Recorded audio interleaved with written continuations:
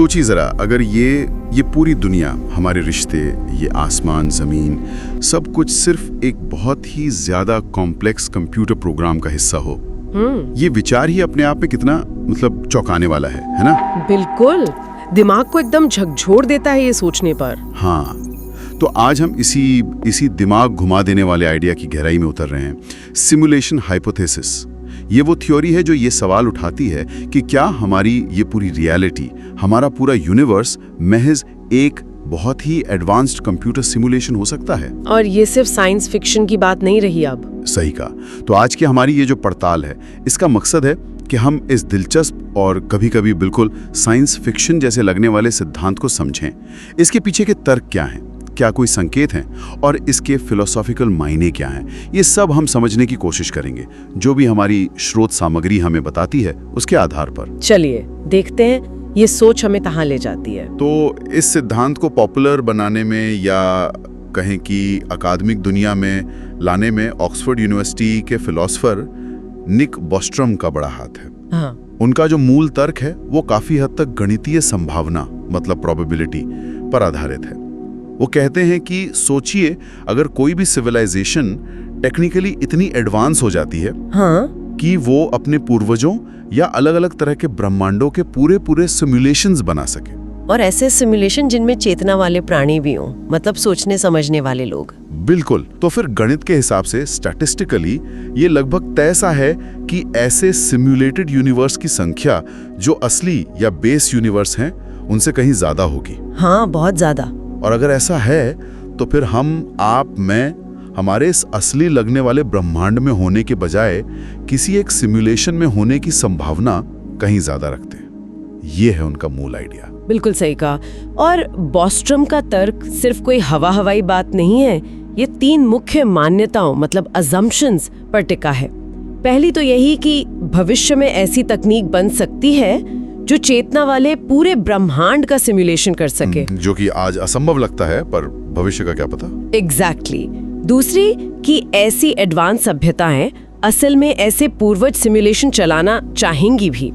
वजह कुछ भी हो सकती है, रिसर्च, इतिहास समझना, या शायद मनोरंजन भी। और तीसरी जो सबसे जरूरी है कि ऐसे सिमुलेशन के अंदर रहने वाले ये जान नहीं पाएंगे कि वो सिमुलेशन में हैं।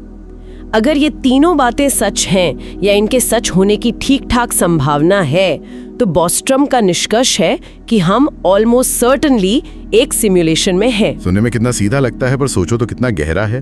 तो मतलब निचोड़ ये है कि अगर ऐसी दुनिया बनाना संभव है और कोई बनाना चाहेगा, तो गणित कहता है कि हम शायद बनी बनाई दुनिया में ही हैं, असली वाली में नहीं। ये अपने आप में बहुत बड़ा दावा है। हाँ, ये एक प्रोबेबिलिस्टिक आर्ग्यूमेंट है, मतलब संभावना पर आधारित तर्क। कोई डायरेक्ट प्रूफ नहीं है, लेकिन इसकी ताकत इसके लॉजिक की सिंप्लिसिटी में है, और उन मान्यताओं में जो टेक्नोलॉजिकल प्रोग्रेस को देखते हुए बिल्कुल असंभव नहीं लगती। इसे थोड़ा और आसानी से समझने के लिए, जैसे हमारी स्रोत सामग्री में भी जिक्र है, आजकल के जो बहुत कॉम्प्लेक्स वीडियो गेम्स हैं उनका उदाहरण दिया जाता है। जैसे माइनक्राफ्ट है, जिसमें लोग पूरी दुनिया बना लेते हैं, या फिर GTA। हाँ, ग्रैंड थेफ्ट ऑटो। हाँ, उसमें पूरे चलते फिरते शहर होते हैं। उसमें जो लोग होते हैं, नॉन प्ले कैरेक्टर्स, उनकी अपनी दिनचर्या होती है, वो रिएक्ट करते हैं। बिल्कुल। अब जरा कल्पना करें कि कोई सिविलाइजेशन है जो हमारी आज की तकनीक से अरबों खरबों साल आ गए। उनके पास ऐसी कंप्यूटिंग पावर है जिसकी हम मतलब कल्पना भी नहीं कर सकते। तो क्या उनके लिए हमारे जैसी दुनिया, इतनी जटिलता वाली, उसका सिमुलेशन बनाना असंभव होगा? हो सकता हो इसे अपने अतीत को स्टडी करने के लिए चला रहे हों, या ये देखने के लिए कि अलग अलग हालात में सभ्यताएं कैसे पनपती हैं। हाँ बिल्कुल। ये वीडियो गेम वाली जो तुलना है, ये निश्चित रूप से इस जटिल आइडिया को समझने में शुरुआती मदद करती है। ये हमें दिखाती है कि हाँ, आर्टिफिशियल दुनिया बनाना, उसमें नियम डालना, उसमें जीवन जैसी दिखने वाली चीजें डालना, ये सब संभव है, लेकिन हमें इसकी लिमिट्स भी समझनी होंगी। मतलब ये कि एक ब्रह्मांडीय सिमुलेशन अगर वो है, तो वो GTA से खरबों गुना ज्यादा जटिल होगा, कहीं ज्यादा सूक्ष्म, कहीं ज्यादा गहरा। उसमें फिजिक्स के नियम, चेतना का उदय, जीवन का विकास, ये सब होगा।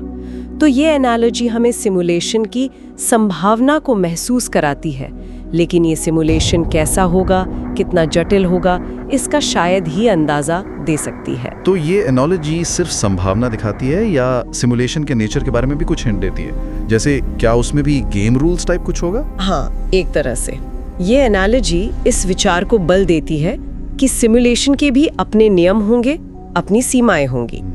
ठीक वैसे ही जैसे वीडियो गेम का फिजिक्स इंजन तय करता है कि क्या हो सकता है, क्या नहीं। यह हमें सोचने पर मजबूर करती है कि शायद हमारे ब्रह्मांड के नियम भी किसी छुपे हुए कोड या ऑपरेटिंग सिस्टम का हिस्सा हों। अच्छा।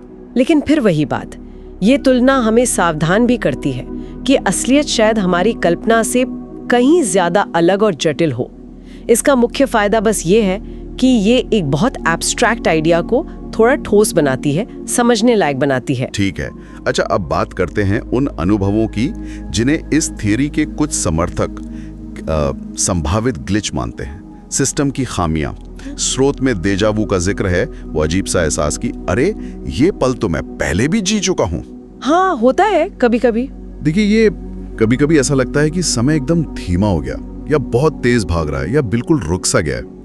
क्या इन्हें जैसे वीडियो गेम्स में बग्स आ जाते हैं उसकी तरह देखा जा सकता है? जैसे गेम खेलते खेलते कोई कैरेक्टर दीवार में फंस गया या कोई चीज अजीब तरह से हवा में तैरने लगी, क्या ये हमारे अनुभव के छोटे मोटे क्रैश या एरर हो सकते हैं जो सिमुलेशन की तरफ इशारा कर रहे हों? देखिए, यहाँ हमें बहुत सावधानी से चलना होगा।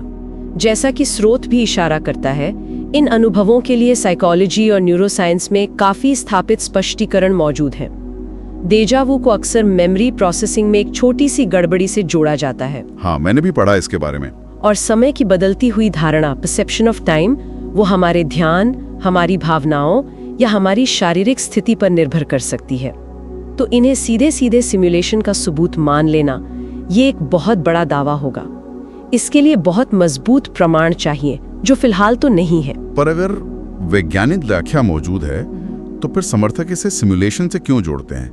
क्या इन अनुभवों में कोई ऐसा पैटर्न है जो उन्हें खास तौर पर सिमुलेशन जैसा लगता है?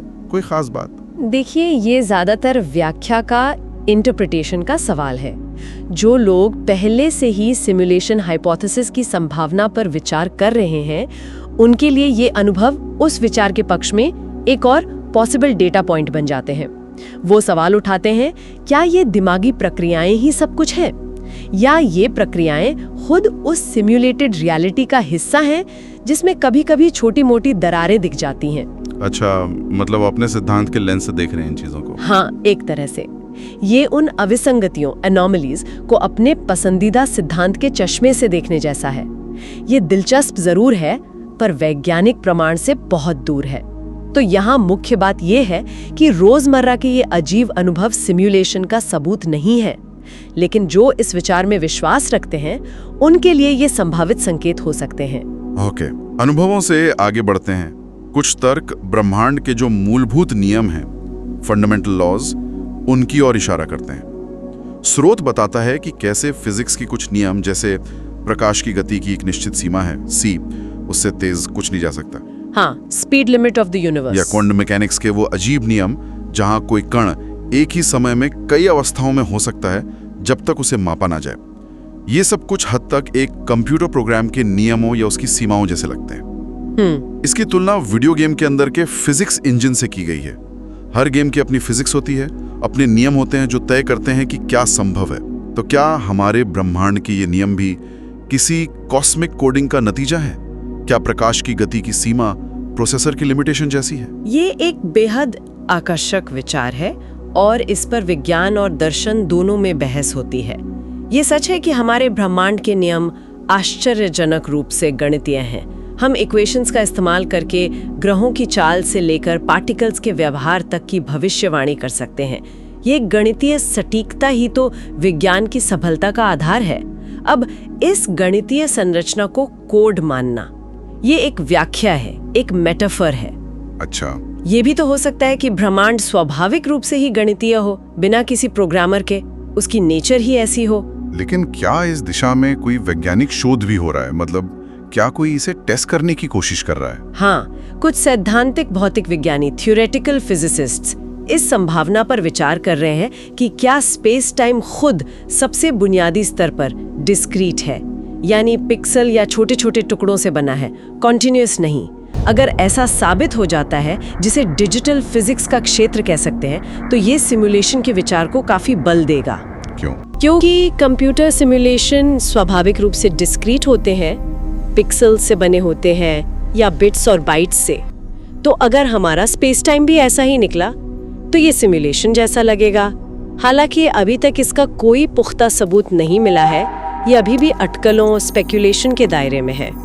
अच्छा, मान लीजिए अगर स्पेस टाइम पिक्सेलेटेड हुआ भी, तो क्या ये सिमुलेशन साबित कर देगा, या ये सिर्फ यूनिवर्स की एक और अजीब पर नेचुरल खासियत होगी जिसे हमें समझना होगा? ये बहुत अच्छा सवाल है। अगर हमें स्पेस टाइम के पिक्सेलेटेड होने का सबूत मिल भी जाए, तो भी ये सीधे तौर पर सिमुलेशन साबित नहीं करेगा। ये बस ये बताएगा कि वास्तविकता हमारी रोजमर्रा की समझ से कहीं ज्यादा अजीब है। ये ब्रह्मांड की एक मूलभूत प्राकृतिक संपत्ति हो सकती है। हाँ, ये सिमुलेशन हाइपोथेसिस के अनुकूल जरूर होगा, उसे ज्यादा प्लॉजिबल बनाएगा, लेकिन ये निर्णायक प्रमाण, कंक्लूसिव प्रूफ नहीं होगा। तो यहाँ मुख्य बात यह है, हमारा ब्रह्मांड गणित पर चलता है, और ये गणित शायद सबसे छोटे स्तर पर डिजिटल भी हो सकता है, लेकिन ये गणित प्रोग्राम्ड है या प्राकृतिक, ये अभी भी एक खुला सवाल है। और इन अटकलों और सिद्धांतों को गंभीरता से लेने वालों में सिर्फ दार्शनिक या कुछ भौतिक विज्ञानी ही नहीं है। टेस्ला और स्पेसएक्स के प्रमुख एलन मस्क का एक बहुत प्रसिद्ध बयान है, जिसका जिक्र स्रोत में भी है। उन्होंने कहा है कि हमारे बेस रियलिटी, यानी उस असली बुनियादी ब्रह्मांड में होने की संभावना अरबों में एक है, बिलियंस टू 1। हाँ, ये बयान काफी वायरल हुआ था। ये काफी चौंकाने वाला बयान है, खासकर इतने प्रभावशाली और तकनीक केंद्रित व्यक्ति की तरफ से। इसका मतलब है कि वो इसे महज एक दिमागी खेल या साइंस फिक्शन नहीं मानते, बल्कि एक वास्तविक सांख्यिकीय संभावना के तौर पर देखते हैं। हाँ, और मस्क के इस नजरिए को समझने के लिए हमें उनके कॉन्टेक्स्ट को देखना होगा। वो artificial intelligence, virtual reality, computing power में जो विस्फोटक प्रगति हो रही है, उसे बहुत करीब से देख रहे हैं। उनका तर्क, जो बॉस्टम के तर्क से मिलता जुलता है, वो भविष्य की ओर देखता है। अच्छा, कैसे? वो सोचते हैं कि अगर हम इंसान अपनी वर्तमान गति से चलते हुए भविष्य में इतने यथार्थवादी सिमुलेशंस बनाने में सक्षम हो जाते हैं, जैसे बहुत ही रियल लगने वाले वीडियो गेम्स या मेटावर्स, तो क्या ये मानना तर्कसंगत नहीं है कि हमसे कहीं ज्यादा पुरानी, कहीं ज्यादा उन्नत सभ्यताएं ये काम बहुत पहले ही कर चुकी होंगी? तो मस्क जैसे लोग इसे टेक्नोलॉजिकल अनिवार्यता के तौर पर देखते हैं, न कि सिर्फ दार्शनिक संभावना। वो कह रहे हैं कि क्योंकि हम ऐसा कर पाएंगे, इसलिए शायद कोई और पहले ही कर चुका है। बिल्कुल, उनके लिए ये बॉस्टम के तर्क का एक प्रैक्टिकल एप्लीकेशन है। ये सिर्फ संभावना की बात नहीं है, ये टेक्नोलॉजिकल विकास के रास्ते पर एक लॉजिकल अगला कदम लगता है। अगर अनगिनत सभ्यताएं ऐसे सिमुलेशन बना सकती हैं और बनाती हैं, तो फिर किसी एक सिमुलेशन में होने की संभावना बेस रियलिटी में होने से कहीं ज्यादा हो जाती है। तो टेक विजनरीज के लिए ये सिमुलेशन तर्क कोई एब्स्ट्रैक्ट आइडिया नहीं है, ये वो दिशा है जिधर हमारी अपनी तकनीक जाती दिख रही है, और इसलिए ये मानना आसान हो जाता है कि कोई और इस रास्ते पर हमसे बहुत आगे निकल चुका होगा। चलिए, अब इसके सबसे गहरे और शायद सबसे परेशान करने वाले पहलू पर आते हैं। अगर हम एक पल के लिए मान ले कि हम सच में एक सिमुलेशन में हैं, तो इसके मायने क्या हैं? स्रोत में भी ये सवाल उठाए गए हैं। क्या हमारी स्वतंत्र इच्छा, फ्री विल, महज एक भ्रम है? क्या हमारे सारे निर्णय, सारे विचार पहले से तय हैं, या किसी बाहरी शक्ति द्वारा कंट्रोल किए जा रहे हैं? ये बहुत बड़े सवाल हैं। और हमारी भावनाएं, हमारा प्यार, हमारा दुख, हमारी दोस्ती, हमारी नफरत, क्या ये सब असली हैं, या सिर्फ जटिल एल्गोरिदम का नतीजा है जो हमें महसूस करने के लिए प्रोग्राम किए गए हैं? ये सवाल तो हमारे होने की, हमारे अस्तित्व की बुनियाद को हिला देते हैं। निश्चित रूप से ये हमें दर्शन शास्त्र के सबसे बड़े सवालों के सामने लाकर खड़ा कर देते हैं। चेतना क्या है? वास्तविकता का स्वभाव क्या है? क्या हमारे जीवन का कोई अर्थ है अगर हम किसी और के बनाए प्रोग्राम का हिस्सा है? अगर सब कुछ कोड है, तो क्या कुछ भी मायने रखता है? ये विचार हमारे आत्म मूल्य, हमारी ऑटोनॉमी और दुनिया में हमारी जगह की पूरी धारणा को चुनौती देता है। और फिर ये सवाल भी है कि अगर ये सिमुलेशन है, तो इसे बनाया किसने? क्रिएटर कौन है? स्रोत में कुछ संभावनाएं बताई गई हैं। क्या वो कोई एडवांस एलियन सभ्यता है, या शायद भविष्य के इंसान ही हैं जो अपने इतिहास को समझने या फिर से जीने के लिए ये सिमुलेशन चला रहे हैं? या शायद कुछ ऐसा जिसकी हम कल्पना भी नहीं कर सकते, कोई पूरी तरह से अलग तरह की चेतना या शक्ति। ये सभी संभावनाएं अटकलों के दायरे में आती हैं, लेकिन इन सवालों का दार्शनिक बोझ बहुत गहरा है। हालांकि यहाँ एक महत्वपूर्ण दृष्टिकोण ये भी है, जैसा कि कुछ दार्शनिक तर्क देते हैं, कि भले ही हम एक सिमुलेशन में हों, हमारे अनुभव हमारे लिए उतने ही वास्तविक हैं। मतलब सिमुलेशन के अंदर महसूस होने वाला दर्द असली दर्द है। सिमुलेशन के अंदर का प्यार असली प्यार है। उस दुनिया के नियमों के भीतर हमारे अनुभव प्रामाणिक हैं। जब तक हम सिमुलेशन से बाहर नहीं निकल सकते या उसके निर्माता से बात नहीं कर सकते, तब तक यही हमारी एकमात्र वास्तविकता है। तो क्या ये मायने रखता है कि हम सिमुलेशन में हैं या नहीं, अगर हमारे अनुभव हमारे लिए असली हैं? क्या इससे हमारे जीने के तरीके में कोई फर्क पड़ना चाहिए? दार्शनिक स्तर पर हाँ, ये बहुत मायने रखता है। ये वास्तविकता की प्रकृति और ब्रह्मांड में हमारी स्थिति को पूरी तरह से बदल देता है।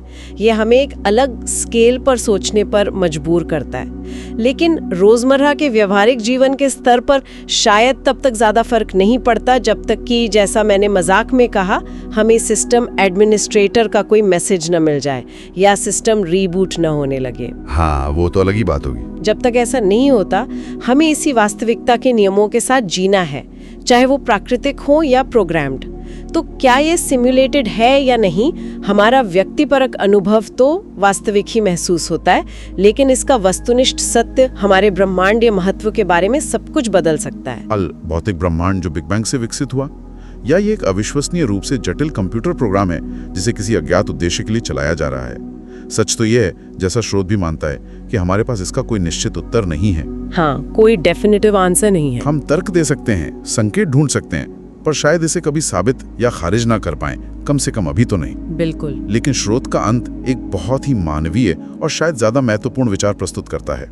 वो कहता है कि चाहे ये सिमुलेशन हो या बेस रियलिटी, एक बात शायद ज्यादा मायने रखती है कि हम इस दिए गए अस्तित्व में अपनी कहानी कैसे लिखते हैं। हमारे चुनाव, हमारे कर्म, दूसरों के प्रति हमारा व्यवहार और हम अपने जीवन को क्या अर्थ देते हैं। ये बात सोचने वाली है। हो सकता है कि यही इस पूरी रचना का, चाहे वो सिमुलेटेड हो या वास्तविक, असली मकसद हो। एक तरह की परीक्षा या शायद एक खेल, ये देखने के लिए कि हम इन परिस्थितियों में क्या बनते हैं, क्या चुनते हैं। स्रोत के शब्दों में कहें तो शायद यही क्रिएटर का अल्टीमेट टेस्ट है, ये देखना कि हम इस डिजिटल या वास्तविक मंच पर कैसा प्रदर्शन करते हैं। और ये हमें एक अंतिम गहरे सवाल पर लाके छोड़ता है, जो हमें अपने भीतर झांकने को कहता है। अगर ये सब, ये जीवन, ये ब्रह्मांड किसी तरह का ब्रह्मांडीय खेल है या एक विस्तृत सिमुलेशन या फिर बस एक जटिल वास्तविकता, तो ये सोचने वाली बात है कि इस मंच पर हर कोई अपने लिए किस तरह के किरदार की कहानी गढ़ रहा है। क्या वो कहानी सिर्फ परिस्थितियों और बाहरी ताकतों का नतीजा है, या उसमें हमारे अपने सचेत चुनावों और मूल्यों की गहरी छाप है? इस संभावित सिमुलेशन या इस निश्चित वास्तविकता में अंततः कौन से चुनाव वास्तव में मायने रखते हैं और हमारे होने को, हमारे अस्तित्व को परिभाषित करते हैं,